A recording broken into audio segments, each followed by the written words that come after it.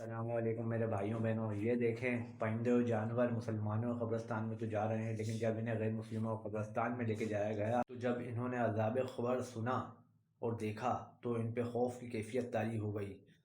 अल्लाह अल्लाह ताला से दुआ है कि अल्लाह हमें भी जो है अज़ाब ख़बर से बचाए और ईमान वाली मौत नसीब फरमाए। ज़रा इस वीडियो को मुलाहिज़ा फरमाएं। Subhanallah, look at this graveyard. It's green, it's flush, but you don't see a lot of animals here. Now you'll notice in the Muslim graveyard, there'll be geese that will be coming. But if you go to the non-Muslim side, no animal goes there. The geese don't even go there. They stop at the Muslim side. Why? Because they can hear those people being punished.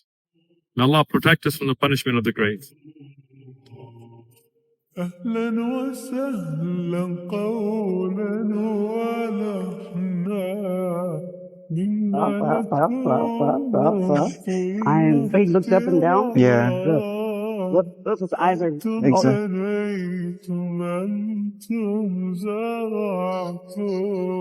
her behavior just changed. Now she's nuts.